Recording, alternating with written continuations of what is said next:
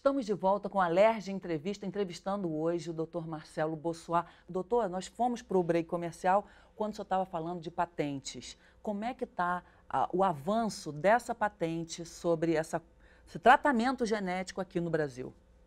O tratamento genético, no caso, nós estamos falando do Alzheimer, né, onde nós temos uma patente onde a gente consegue fazer com que haja uma diminuição da formação do corpo amiloide. O corpo amiloide é uma estrutura que fica em volta de pacientes com Alzheimer nas sinapses nervosas. A sinapse é aquela tomada, né, que nosso cérebro tem e que vai, então, transmitindo um impulso nervoso. O paciente com Alzheimer, ele acaba tendo esse corpo amiloide, que funcionaria como se fosse uma borracha, funcionaria como se fosse um isolante elétrico, né? Fazendo com que aquela sinapse não consiga, então, transmitir a informação. E a gente conseguiu, então, desenvolver, a equipe do professor Jacques, junto com nossa equipe no Brasil, conseguimos desenvolver, então, uma técnica que fizesse com que esse isolante de transmissão elétrica, ele não fosse mais produzido e nós pudéssemos, então, a partir do momento que identificarmos essa alteração genética, nós pudéssemos, então, fazer a prevenção do Alzheimer precoce, de início precoce, e até aquele Alzheimer senil, né, em pacientes com mais de 80 anos de idade. Então, Doutor, é realmente é um uma pouco evolução muito grande. difícil para a gente, assim, que não é médico, entender esses nomes. Então, eu queria que o senhor me dissesse assim, quais são as doenças que hoje já existem o tratamento ou uma eventual cura que nós pudéssemos fazer uso do seu consultório, por exemplo? O que nós Em poderíamos nos número, beneficiar? no meu consultório, são muito poucas as opções hoje, né? Hoje você tem, por exemplo, o tratamento da deficiência da lipoproteína lipase, que acaba levando a pancreatite de repetição. Então, aquele paciente que tem essa deficiência da lipoproteína lipase e que leva a pancreatite de repetição, que é uma deficiência genética, então você pode então utilizar comercialmente uma técnica chamada Glibera, que não foi autorizada ainda pela Agência Nacional de Vigilância Sanitária, mas ela foi autorizada pelo órgão regulamentador europeu de controle de medicamentos. Então, é um órgão muito ético e com bastante relevância. Você também tem técnicas que não utilizam especificamente o CRISPR, mas nós vemos o CRISPR como uma evolução dessa técnica, que utiliza a terapia gênica, que consegue fazer a alteração do receptor de linfócito T. Linfócito T é uma célula que age no nosso sistema imunitário, matando os germes, assim por assim dizer, e também avisando o nosso sistema imunitário como um todo para se defender daqueles germes ou daquelas células ruins, aquelas células que, de certa forma, nos fazem mal, como a célula cancerígena.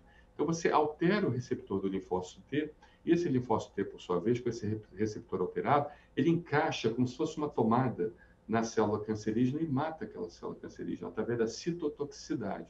Ou seja, através da Envenenamento. célula, envenenamento, um termo maravilhoso que você utilizou. E você, de certa forma, conseguiria, então, tratar pacientes com cânceres de difícil controle ou cânceres até metastáticos. Hoje, nós temos técnicas para leucemias, por exemplo, leucemia linfoblástica aguda de difícil controle, que não é um câncer sólido, é um câncer hematológico, mas já tem técnica comercialmente disponível no FDA, o Federal Drug Administration, nos Estados Unidos, que de certa forma já autorizou e que certamente é uma questão de tempo para a nossa Anvisa também vir autorizar essa técnica, né? E o E sistema algumas de outras aplicação técnicas seria qual, estão doutor? em fases finais, né? A chamada fase clínica 3 e fases finais de desenvolvimento. Então, muita coisa boa nós vamos ter aí nos próximos anos, inclusive até para o tratamento do HIV. O HIV, hoje, você tem pesquisadores desenvolvendo técnica para a eliminação completa do vírus, onde essa proteína CRISPR se liga ao material genético do HIV, rompe o HIV e, consequentemente, faz com que o paciente fique livre do vírus. Em algum tempo, a gente já vai ter isso comercialmente disponível, que já está em fase 3 de desenvolvimento, fase Então, 3 a lista clínica, da né? esperança é Alzheimer, Parkinson, HIV, eventualmente Covid Exatamente. também, O câncer, COVID, o COVID, diabetes. o COVID é muito importante, principalmente na TV Alerj, os políticos estarem cientes que o COVID pode salvar a economia mundial. Porque a técnica que está sendo desenvolvida pelo laboratório Professor Jacques é uma técnica que consegue fazer o diagnóstico do COVID horas após o contágio, não é ou dias após o início dos sintomas, não. Ou seja, você participou de uma aglomeração, de uma festa, seja lá o que for, você está com suspeita de ter pego Covid-19, 24 horas após Você pega uma pequena amostra da secreção, esse CRISPR, a Cas13A ou Cas13B, ela consegue, então, identificar o material do Covid-19 e ali é feita a chamada reação de quimiluminescência, a emissão de fótons, de luz. E esses fótons coloram uma fitinha e dá a coloração da fita.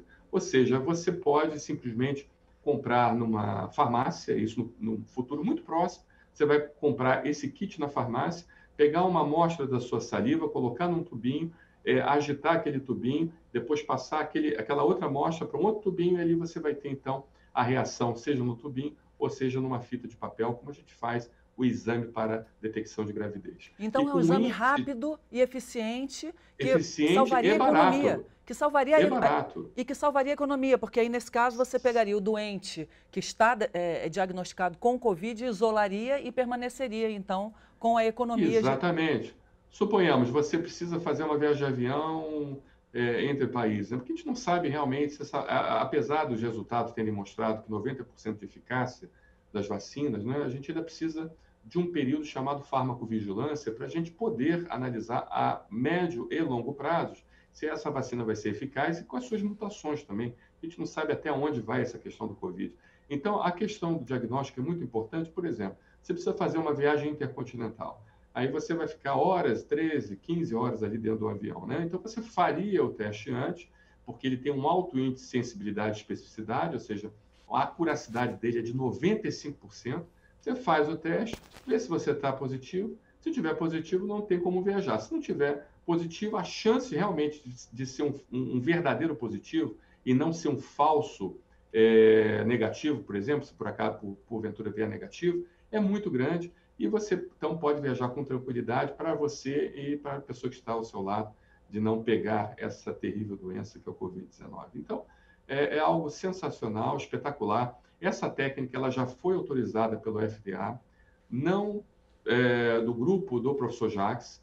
Existe um grupo nos Estados Unidos que já conseguiu desenvolver essa técnica, já foi autorizado pelo FDA, só que o grupo do professor Jacques, ele está aperfeiçoando a técnica e fazendo com que você não precise pegar secreções profundas, secreções brônquicas, secreções nasofaríngeas, secreções orofaríngeas. Não, uma simples amostra de saliva, pelo que o professor Jacques está desenvolvendo, já seria suficiente, fazendo com que você conseguisse comprar esse dispositivo em qualquer farmácia do mundo.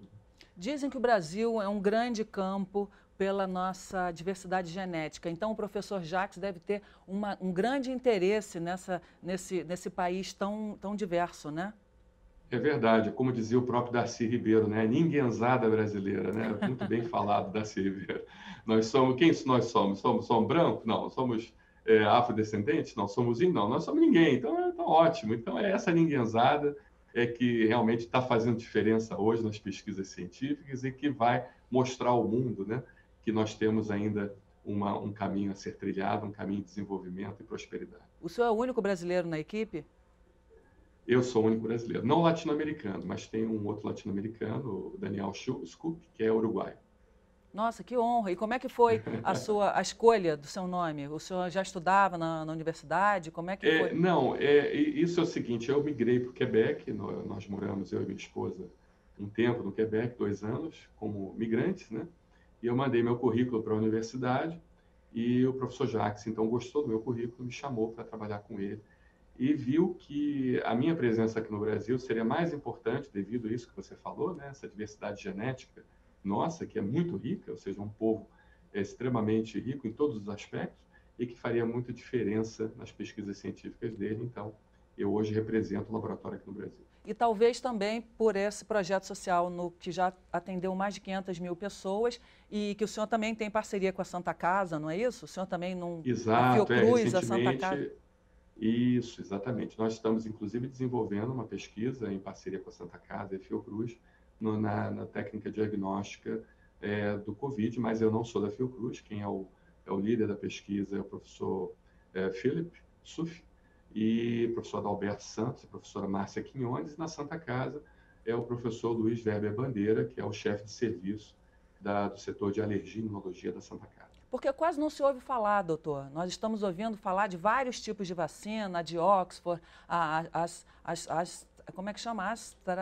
Me refresca a minha memória. AstraZeneca, né? AstraZeneca. Que é a vacina de Oxford, e agora, recentemente, essa da Pfizer, né? Também que foi desenvolvida. Eu sou um grande entusiasta à questão da imunização.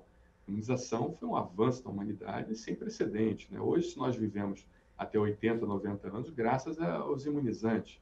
E a penicilina, que o senhor muito bem falou lá do Fleming. E a penicilina, exatamente. Que foi uma revolução. Então, essa é a nova revolução? É a revolução do século XXI agora? O CRISPR, quer dizer? Certamente. Eu posso falar para vocês, porque nós convivemos praticamente diariamente nesse meio científico que trabalha nisso, é a próxima revolução, né? Foi muito bem dado o prêmio Nobel desse ano, a doutora Jennifer Doudna e Emmanuelle Charpentier, pelo desenvolvimento da técnica, porque é o divisor de águas, né? Você imagina você ter uma variação de mutação genética de um vírus, de uma bactéria. Hoje nós temos um problema gravíssimo aqui no Brasil, que é a questão da tuberculose, né?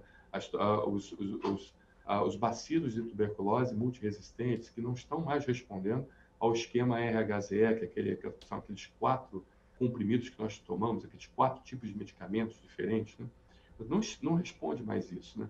Então, você imagina você conseguir desenvolver uma técnica que consiga burlar esse mecanismo de adaptação daqueles patógenos e consiga, então, destruir aqueles patógenos. Realmente, é uma revolução, é uma revolução da vida. E que pode ser utilizada como antibióticos personalizados. A cada dia que passa, nós sabemos que a medicina ela vai se tornar mais personalizada, né? Ou seja, uma medicina não padronizada, mas sim personalizada, onde cada indivíduo... Com seu DNA, né? Ele vai ser olhado como um ser único, individualmente, que precisa ser trabalhado de forma específica. Então, é algo realmente fabuloso, sensacional, e o CRISPR veio justamente para isso, né? Para trazer essa individualidade no tratamento da medicina e com um mínimo de efeitos colaterais, né? Porque certamente um tratamento utilizado para o câncer, por exemplo, você tem uma quimioterapia, uma radioterapia, você conseguir desenvolver um tratamento imunitário para o câncer vai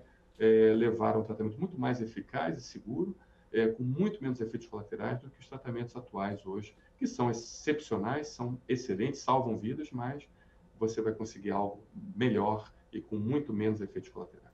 Esse programa é cheio de esperança. Eu tenho certeza que quem nos acompanha agora, que tem alguma doença ou genética, ou está com esse problema, né, moderno, essa coisa nova da Covid, a pessoa está com o coração ali pulsando. O que essa pessoa deve fazer? Como é que ela faz para acompanhar esse tipo de desenvolvimento do CRISPR, para que ela possa se beneficiar agora, nos próximos tempos, né? Uma pessoa que tem Alzheimer, Parkinson, câncer, HIV, ou quem está, infelizmente, com esse Covid-19. O que a pessoa pode fazer na prática?